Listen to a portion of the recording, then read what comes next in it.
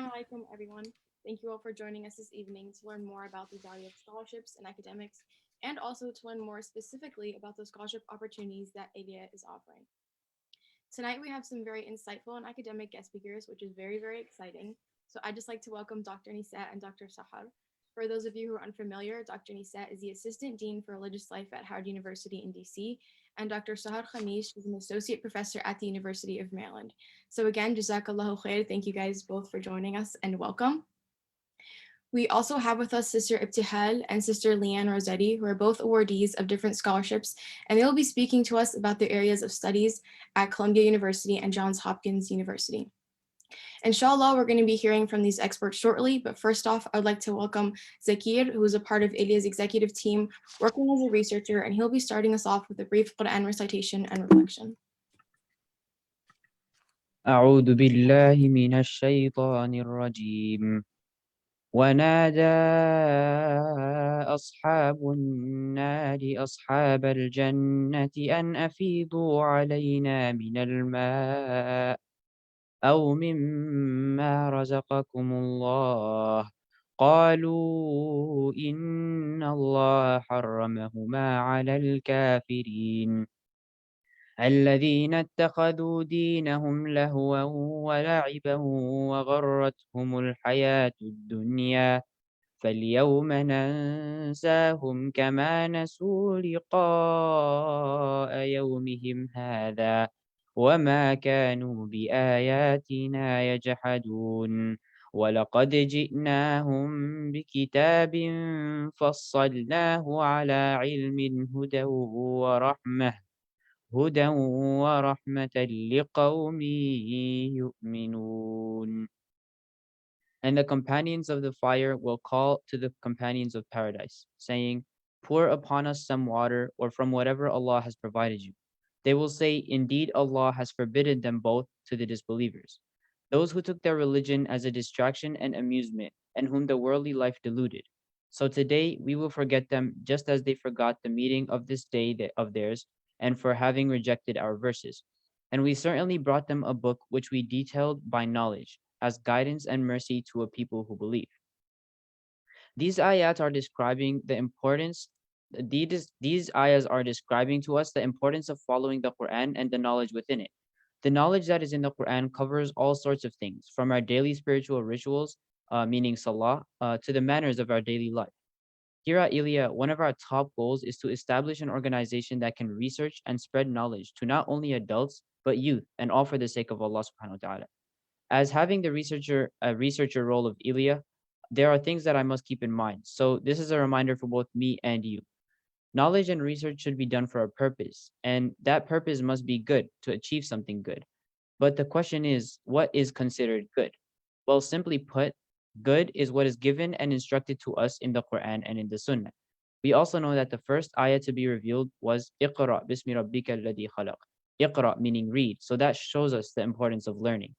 In each and everything we do, intention is important, and also how you put that knowledge into application. If our intention is not right, for example, if our goal was to become rich or to become famous through the work you did, it is not for the sake of Allah. So that deed will not be accepted as a good deed for the sake of Allah, because the intention was not the right intention.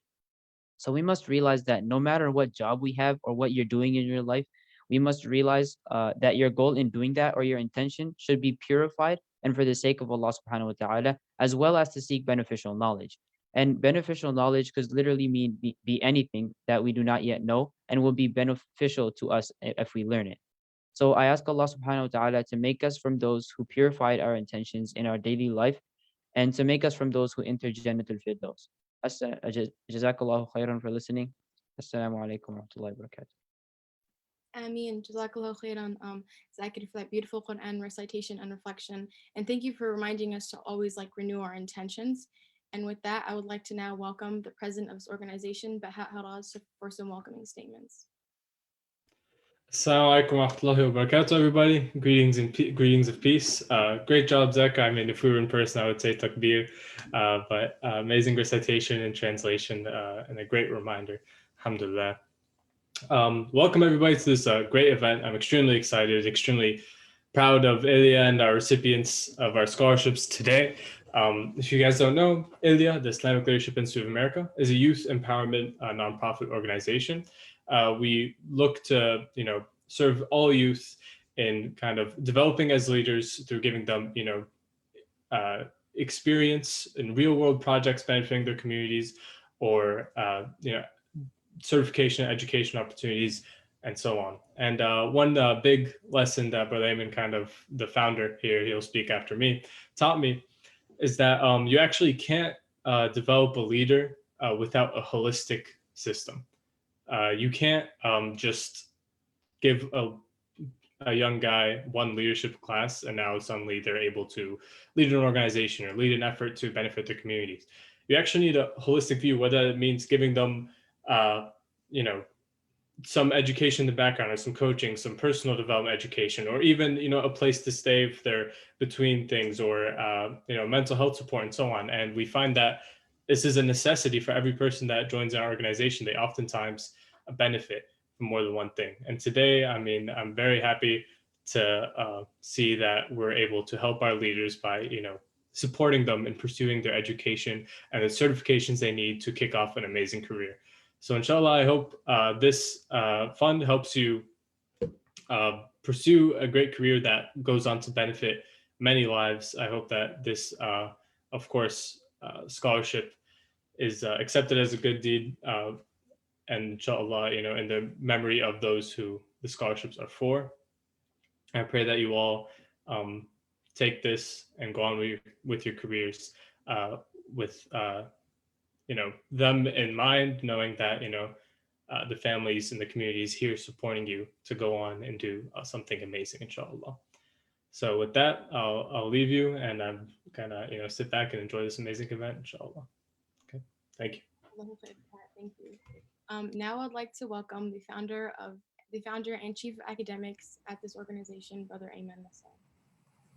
Jazakallah khair, Sumaya, and everyone who helped put this program together. Bismillah ar-Rahman ar-Rahim, alhamdulillahi rabbil alameen, wa sallallahu ala Sayyidina Muhammad, khatmul nabiyyin.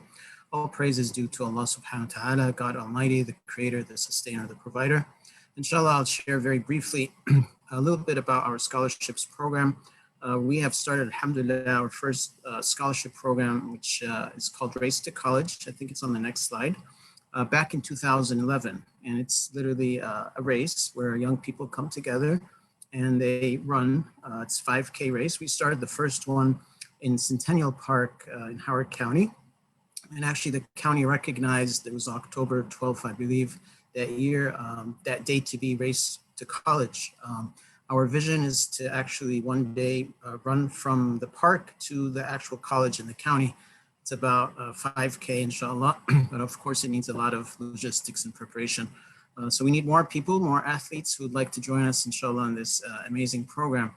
But over the years, we've done it in Howard County, Baltimore City, and alhamdulillah, we've raised some modest amount of funds that we've used to help young people either go to college or continue their graduate studies. As you might know, there are not a lot of scholarships for graduate studies, and also third and fourth year colleges have less of scholarship money than the first 2 years. So we're trying to help people continue their education and not kind of, stall somewhere in the middle. So Race to College is the first scholarship we have. In 2013, we had an unfortunate event. An active young brother in our community was killed in a motorcycle accident. As he was going to visit his sister. It was a rainy day, so we set up a scholarship in his name, Karim Morsi, and he was known to be very humble with his parents and a great support for his father, who has a small farm here in rural Maryland. So that scholarship, the Karim Morsi Fund, is mainly for young adults in high school and college who need support in life in general. So whether it's for homelessness, poverty, or even education. Alhamdulillah, over the years, we've supported a good number of young people with that, especially people who have completed a sentence in a correctional facility and are re-entering into society. The next scholarship started in 2018, and actually Bahat, he's the one behind it, the Jude Johar Scholarship, and it was in memory of Sister Jude. She was 18 When she passed away from cancer, she was a student at Towson University studying nursing, and her family wanted to put something up for her as a sadaqah jariyah. Alhamdulillah, we've helped a few people continue some studies in nursing, become certified nurse practitioners, or continue their studies in that field. We've also since then expanded the scope a little bit to include oncology studies and young students who are interested in life sciences, so we can give more people opportunity. The last scholarship that we have is the Noor Bayoumi Memorial Fund. Noor was one of our very active youth. He actually started the organization with us back in the late 2000s. In 2011 specifically, he was our right-hand guy, pretty much doing a lot of advocacy for the organization in Delaware, South Carolina, different states. And he passed away last year at the age of 22. He was studying HVAC, and he had a degree in that field and was working for a number of companies in that area. So we wanted to do something to keep his legacy, inshallah.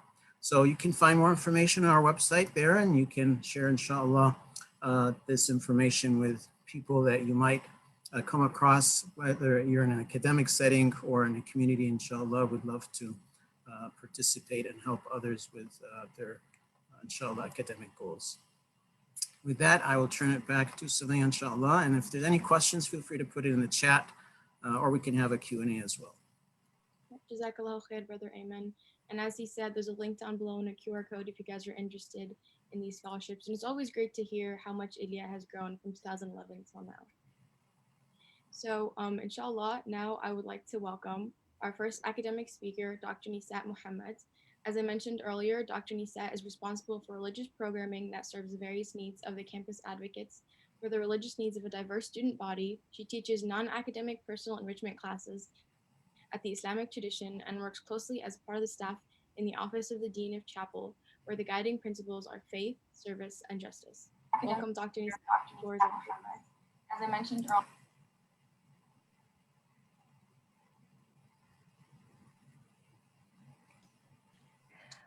Assalamu alaikum. Bismillah ar-Rahman ar-Rahim. Jazakallah to the organizers for this event and my invitation. I'm just so excited to be here, and I'm so very proud and excited about the work you're doing. Congratulations, Brother Ayman, for all that you're doing. I'm just so very proud of the work that you're doing. So I'm deeply honored to be here, and congratulations to the awardees. And my short message this evening is a reminder to the believer. And a reminder is a good thing. The Quran says, and remind, for indeed the reminder benefits the believer.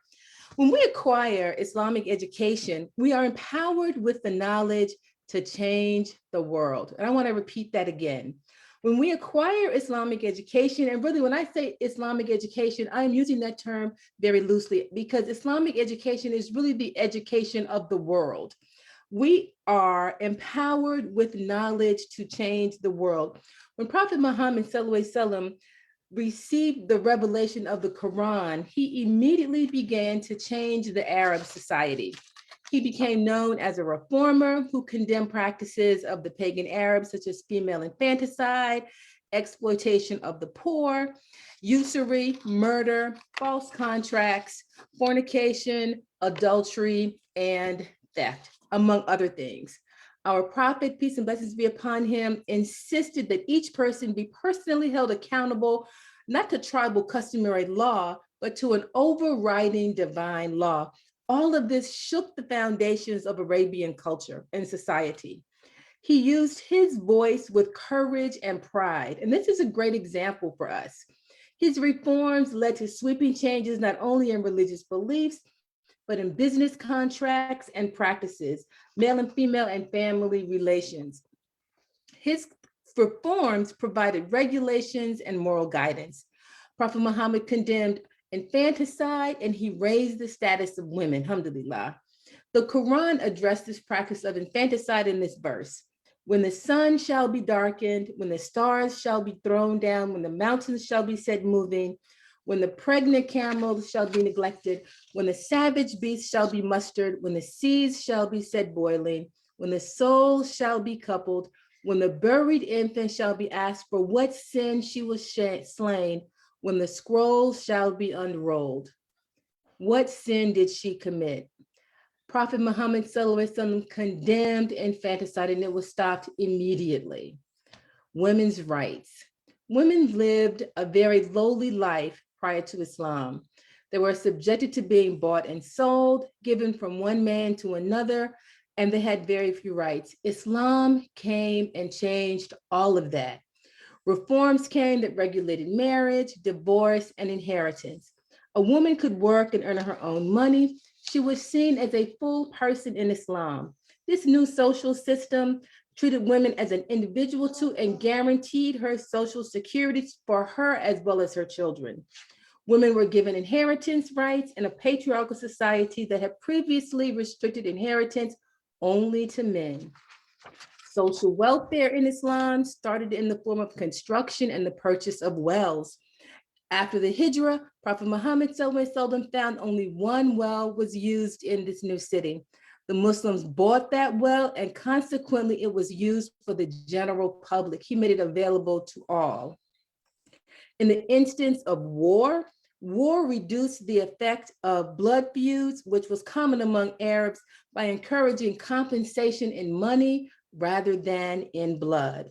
Now, I want you to fast forward to some other advances that Islam did to change the world.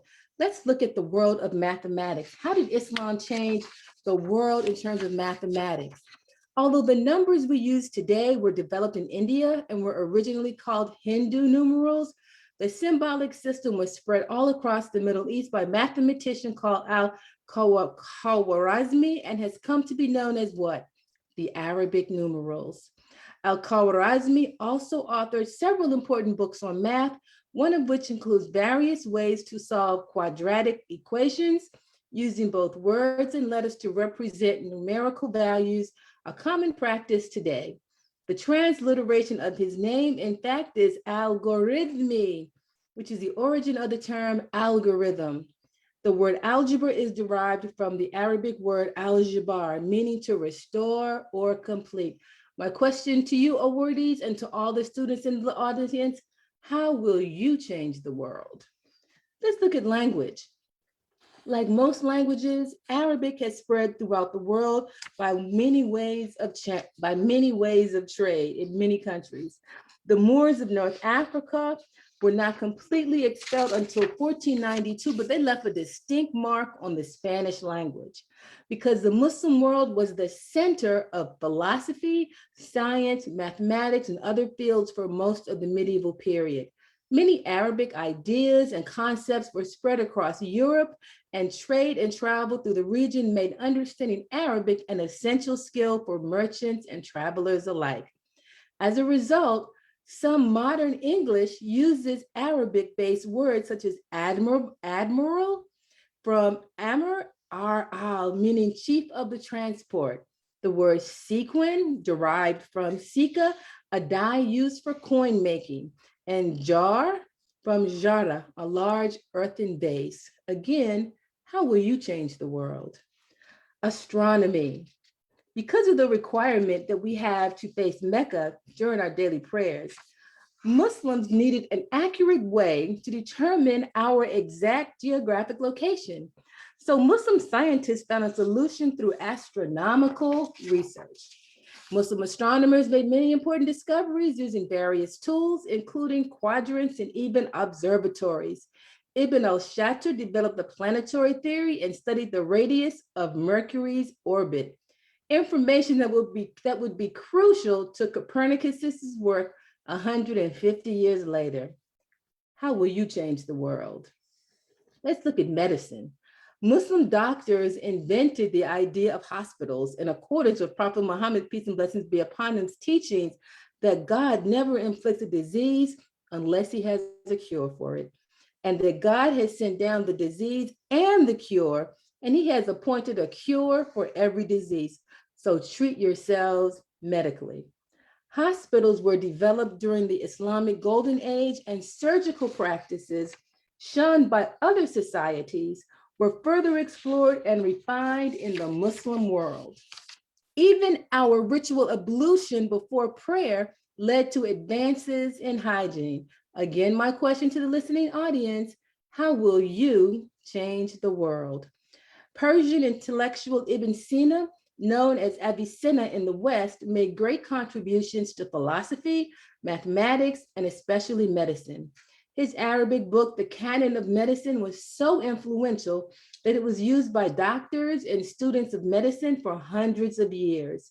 In it, he describes how to properly quarantine patients to avoid spreading illness. And this is so important today. He describes how to properly quarantine patients to avoid spreading illness, and he provides criteria for properly testing new medicine. During the medieval period, Muslim doctors were the first to use antimony, a metalloid, for its medicinal powers. Again, how will you change the world?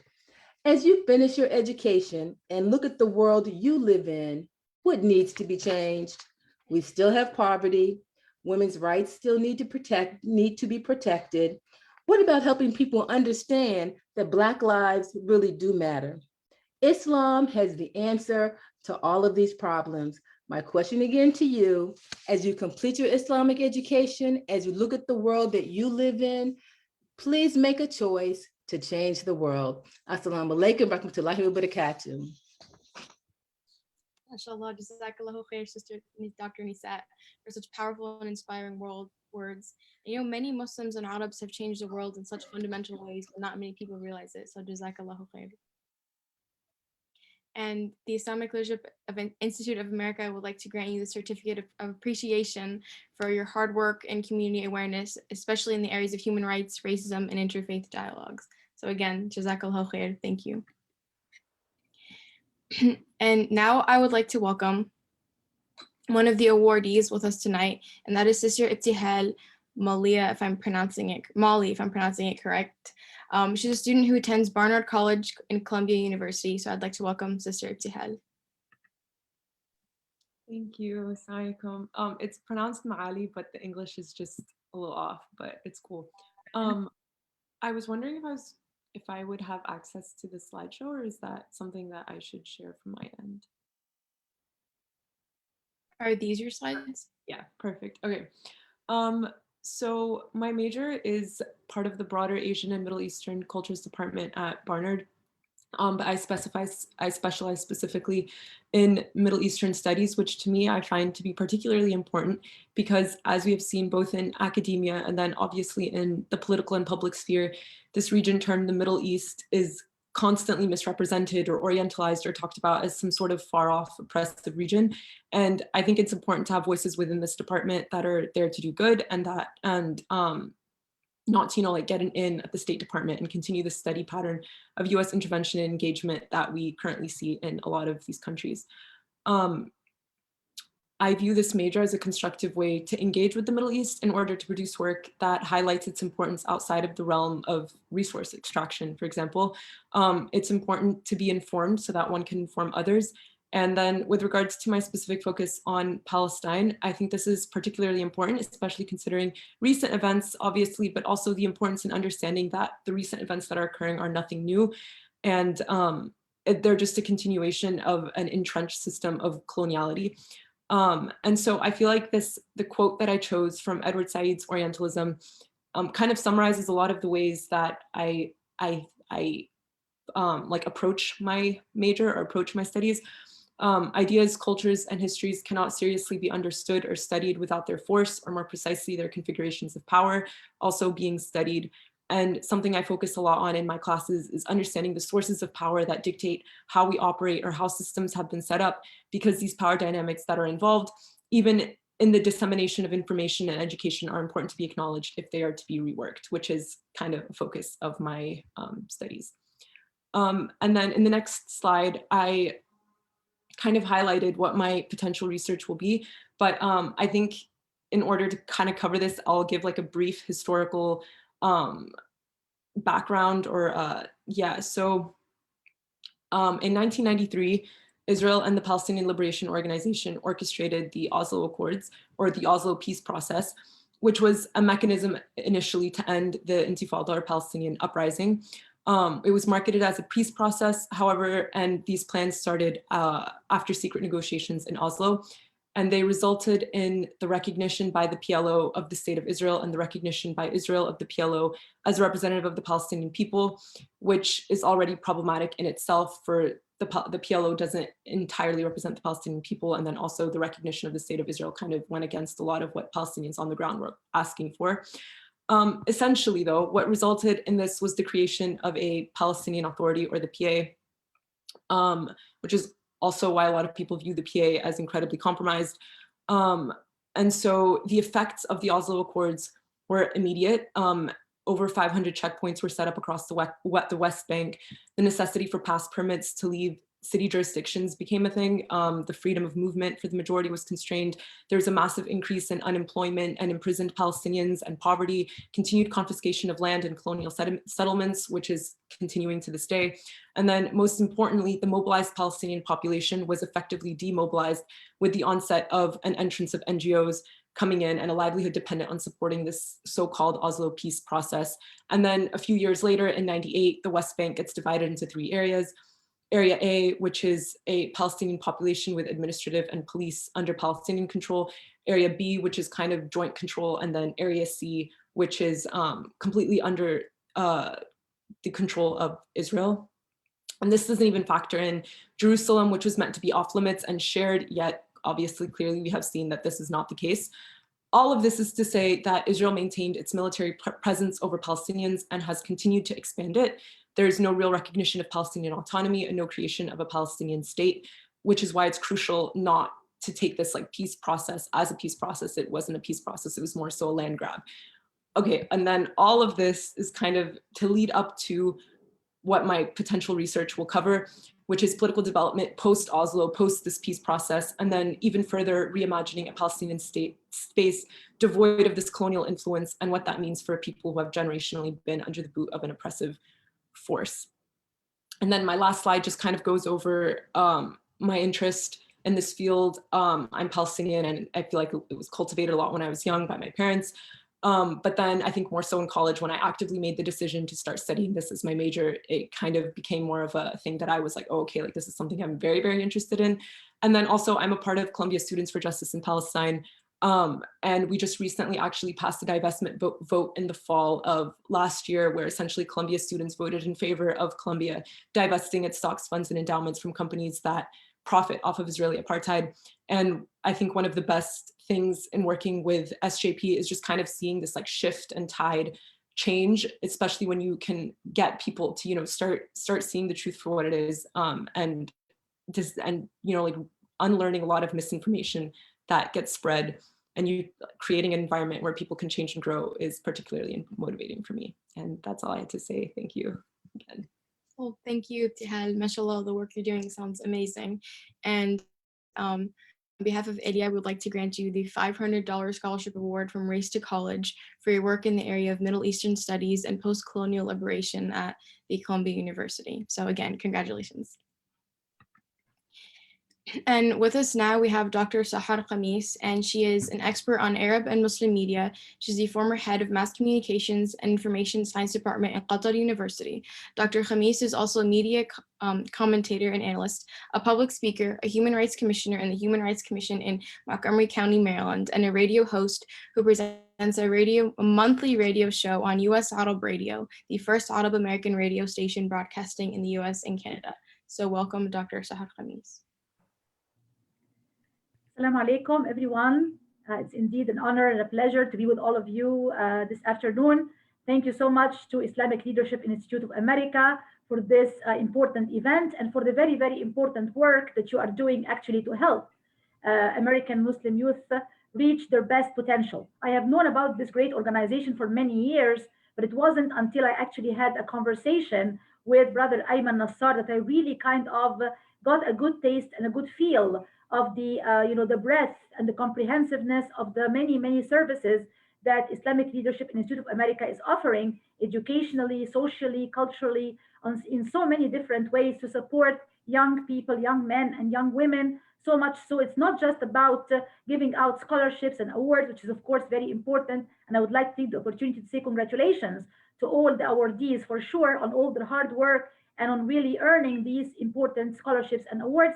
But beside that, it's also offering more comprehensive, really, services to different youth, young men and women in so many ways, even giving them place to stay if they are suffering from, homelessness, or if they have difficult family situation. And that's where I really said, wow, this is really an amazing organization. So this evening I have a few messages. One of them is for this great organization, and one is for the community at large, and one is for young people, and one is for the families and the parents of young people.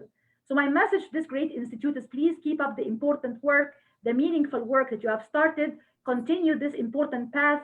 Make sure that you are really extending your services to as many young men and women as you possibly can in all different walks of life and in so many different ways. As I said, educationally, culturally, socially, in so many different ways. Make sure that you are supporting them, that you are continuing to grow and to expand your own outreach and your own important work for many years to come, inshallah. And my message to the community is, please make sure to support the work that this great organization is doing. The organizers of the event did not ask me to do any kind of fundraising of any sort. So I'm just saying that out of my own heart and my own mind and my own soul. If you can really support this great organization in any way you can, whether through volunteering your own time, giving some of your own free time to help the organizers, to help those who are taking care of this great organization to reach their best potential and to make sure young people reach their best potential, please do so. If you are able to donate and to help in terms of fundraising and monetary and financial contributions to help this organization to grow and to expand, please do so. I'm sure this is going to be, inshallah, a big thawab and a big reward for you in the dunya, and also sadaqah jariyah in the afterlife, inshallah. My message to young men and women is basically, education is your passport. It is your passport to reach your best potential. It is your passport to really build a much better future for yourself, for your family, for your community, and for Muslims and Islam at large. It is your passport to make sure that you are integrated in the best possible and most meaningful way in your society and in the global community at large, because young people today describe themselves as quote unquote global citizens of the world. That's how they think about themselves, as global citizens. They don't think of themselves like, oh, I'm just American, or oh, I'm just Egyptian or Canadian or Indian. They think of themselves as global citizens of the world. And that's indeed how I would like you to think about yourselves as global citizens, and think about what you can possibly offer and contribute. And you cannot really achieve that without good education. So education is really your passport to opening all of the closed doors and to building a much, much better, much more prosperous and fruitful future for yourself. And as a professor of media and communication, I should also add that we talk a lot about Islamophobia, and we talk a lot about the misrepresentation of Islam and Muslims in the media. And we always talk about improving the image of Islam and Muslims and improving the representation of Islam and Muslims, which is of course extremely important. But I would say that beside improving the image, we should also try to work on improving the reality, producing and making sure that we help produce new generations of highly capable, highly educated men and women who can build this better future, and in doing so change the negative images and the negative misrepresentations and the misinformation and disinformation about Islam and Muslims. So beside working to improve this image, which is extremely important, in parallel, we should always prioritize changing the reality, which can never happen without good education. And really, you have to think outside of the box. Today, we are in a completely different, dynamic, and changing world. You have the whole world at your fingertips. You have technology, you have access to news, access to information in unprecedented ways. It is not an exaggeration to say you have the whole world at your fingertips. By a click of a button, you can really have access to a lot of news, a lot of information that was not accessible, of course, to your parents and grandparents in many generations ago. So now take advantage of this opportunity and think outside of the box, knock on new doors, open new channels, explore new avenues, collect more data, collect more knowledge, collect more information, and yes, apply for more awards and apply for more scholarships. This year, I'm also serving on the ISF, the Islamic Scholarship Fund Selection Committee, and I was really amazed by the excellent, people who are applying for these scholarships. Whenever you have an opportunity to apply for a scholarship or an award, make sure to really take advantage of this opportunity to apply for it, And inshallah, your good efforts are going to be rewarded, and your good work is going to be recognized, and you're going to achieve what you like. But you have to try, you have to knock on the door to make sure it opens, and think in terms of new fields of study as well. Do not just think conventionally about conventional or traditional fields of study or areas of study, but think outside of the box. Think about being, studying astronomy, right? Studying something which is related to cyberspace. Think about entering media and journalism, for God's sake. It's very important. If you want to change the narrative and the story about Islam and Muslims, we have to make sure that we are telling our stories in our own words and in our own voice. If you don't tell your story in your own words, if you don't tell your story in your own voice, someone else is going to tell it for you, and they're not going to tell it in the right way or the accurate way. So please explore new areas, explore new fields, enter new fields of study, think outside of the box, and definitely consider also journalism and consider media as a very important field of study to change the misrepresentation and the Islamophobic tendencies and the misrepresentation of Islam and Muslims. And my message to the parents is to encourage your young men and women to think outside of the box and to reach their best potential. Do not just lock them in the very narrow category of like, oh, you have to be a doctor, or you have to be an engineer, or maybe a lawyer, because these are the best paying jobs. Think outside of the box and be unconventional in terms of also encouraging young men and women to explore new fields and to reach their best potential in all of these areas. We need to have the Muslims who are working for NASA, who are appearing on TV, who are writing in major newspapers, who are exploring new fields of science and technology. This is very much needed today. And I'm going to tell you a very funny story very quickly. I was having a conversation with a mother, and she was crying, because her son does not want to become a doctor. And I told her, so what if he does not become a medical doctor? You have to give him choices. She said, yes, I did. I told him you can be a doctor or you can be an engineer. So I did give him choices.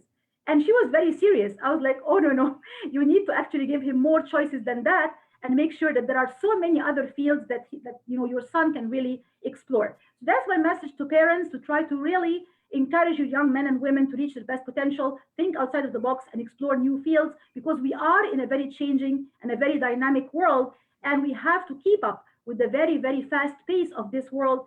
Again, education is our passport. We have to take advantage of it. And I want to thank again this great organization for doing just that. And congratulations to all the awardees. Thank you. Take care. And salam alaikum. Jazakallahu khair. Thank you, Dr. Sahar, for such inspirational words. And thank you for expressing your support with ILIA.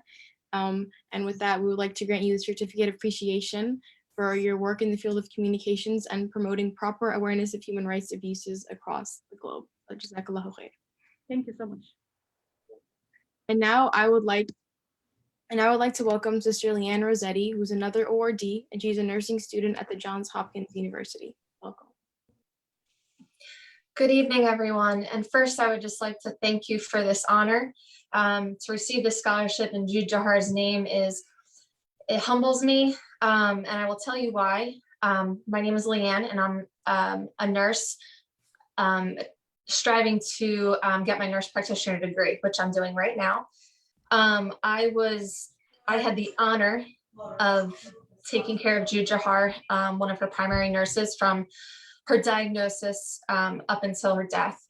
She was someone who, and referencing back to Dr. Muhammad's speech, she was someone who would have changed the world.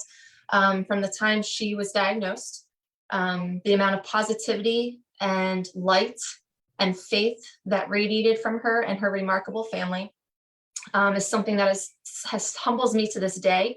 And I came across this scholarship, and it brought back everything that Jude meant to me.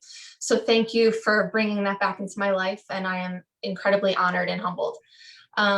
So my educational goal is to get my family nurse practitioner degree. Coming from a teaching hospital and this being my third degree, I've kind of seen what is needed in the health and medical realm. And a big part of that is nurse practitioners in pediatric, palliative, and hospice care. My background was pediatric oncology, and we would see these patients from diagnosis to end of life. And a big gap that existed was the palliative and hospice realm for these individuals at the end of their lives. The employment of nurse practitioners are expected to grow by 26% in the next 7 years. So I found that as an opportunity to work to my potential, do what I've always wanted to do, and shed some light on this problem. So if you can go on to the next slide, that would be great too. Thank you so much. As you can see, this number was really interesting to me because pediatric oncology was really all I knew. I did my original nursing degree at Johns Hopkins School of Nursing as well. And even though there's 16,000 pediatric oncology patients a year in the US, Jude included, these palliative services were still underused.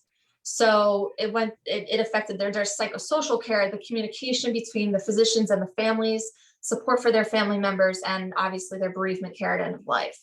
And even more shockingly, only 3.2% of nurse practitioners are in pediatric primary care, and even less than 1% are in pediatric acute care, such as a field as pediatric oncology.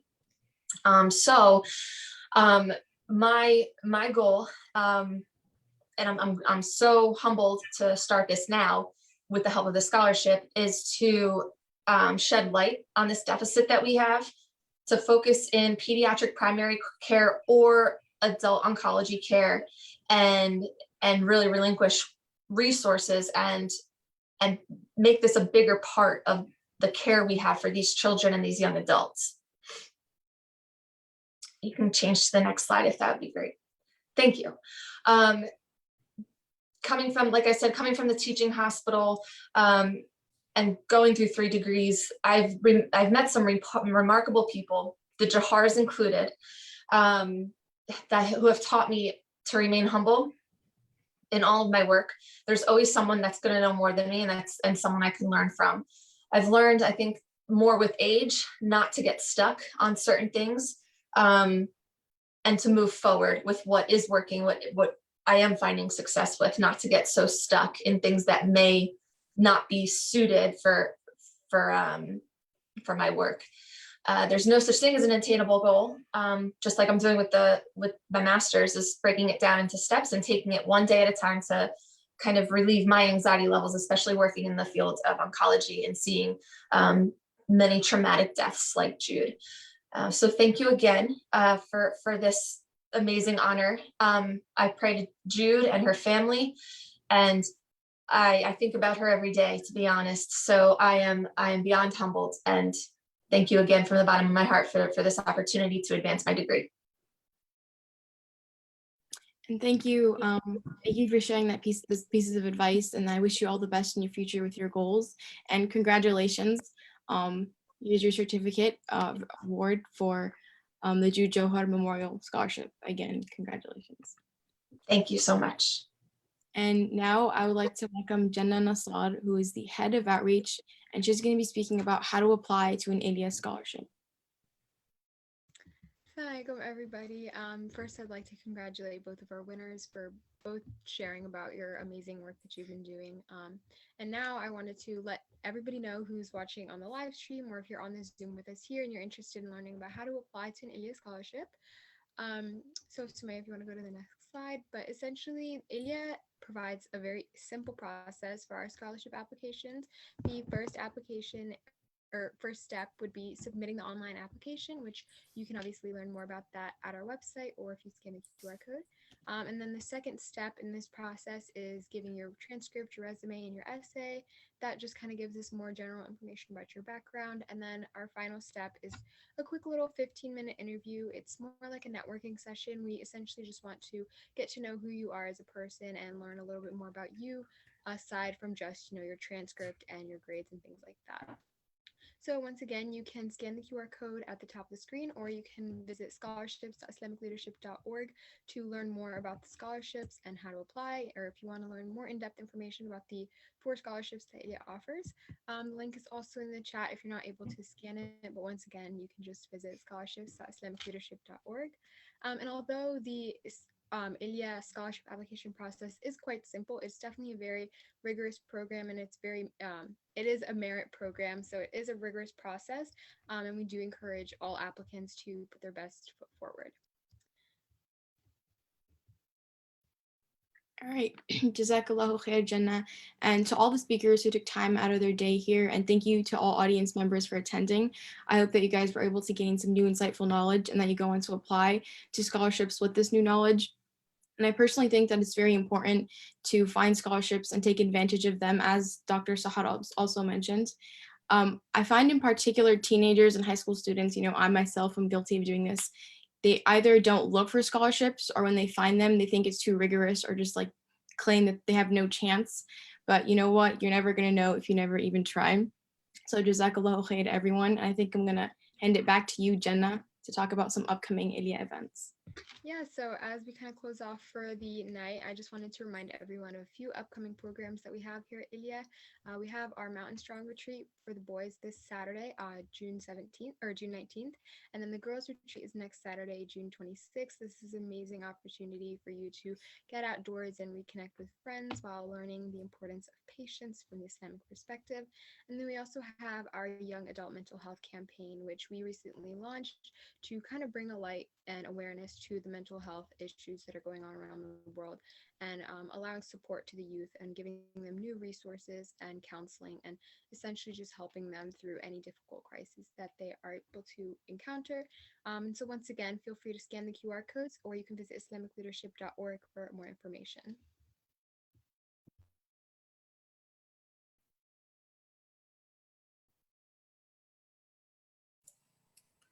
All right, I can take that slide, inshallah. So just a very high level of what we do, like some of the speakers alluded to, we do education and development in the form of courses and retreats, outdoor experiential learning programs like the two events that Jannah just shared. We also have certificate programs for youth workers like teachers and youth directors in community centers and schools. And from a capacity building perspective, our youth, some of them which you see here, work on real projects in areas of social services, advocacy, leadership development. Zakir, who recited, started us off with some Quran. He's building a small resource center on the Palestinian cause. So he's explaining what the Palestinian youth go through every day, from the different atrocities and so forth. And there are other little sites that are being built as well. We have a small virtual clinic site that another intern has done last quarter. And then some services that you see down below. Our youth crisis line is increasingly important as we, go through these difficult times with COVID and other atrocities that we see and hear about every single morning. It's really depressing. You pull up your phone and first thing you see in the morning, Twitter feeds from all over the world, things going on. But we always want to be motivated. So we spend some time on research, trying to add to body of knowledge, what do different things mean from an Islamic perspective. Last year, 5 youth wrote a book on Hindufa. It's available on Amazon. It's a 78-page color book on Hindufa in America, the network, their ideology, and their values and principles and what they do. Besides some small papers and smaller pieces of research, one of our former researchers, Adam Ghanoum, he just recently completed a 40-page small book on Afia Siddiqui, a political prisoner in Texas who was kidnapped from her country in Pakistan right after 9/11, and she's been locked up since then. Of course, her health has deteriorated with no due process, no trial up to this point. For almost 20 years, she's been locked up, and during that kidnap process, she lost her 6-month child, and 2 of her 2 other children are missing since then. So learn more about what we do on our website, islamicleadership.org. But like Behat mentioned earlier, our focus here is to empower young people to make tangible changes in the world, not just attend a class and go home and not do anything with that knowledge, but to put it in practice. So with that, I'll turn it back to Sumaya, inshallah. All right, well, Jazakallahu khairan. Thank you everyone for being here today. We really, really appreciate your time, and I hope everyone learned something new today that they can implement in their life. And I can turn it back to you, Brother Ayman, if you want to close us off with a dua. Jazakumullah khairan, everyone. Thank you again for your participation. Congratulations to our 2 awardees. And thank you for our young people who organized this and put these slides together. I know it took a lot of your time. Great job, everyone. Inshallah, we will close with a dua, a supplication. اللهم اجعل جمعنا هذا جمعا مرحوما واجعل تفرقنا من بعده تفرقا معصوما ولا تجعل بيننا شقيا ولا محروما. والعصر إن الإنسان لفي خسر إلا الذين آمنوا وعملوا الصالحات تواصوا بالحق وتواصوا بالصبر. السلام عليكم ورحمة الله. عليكم. All right, everyone. Thank you for joining.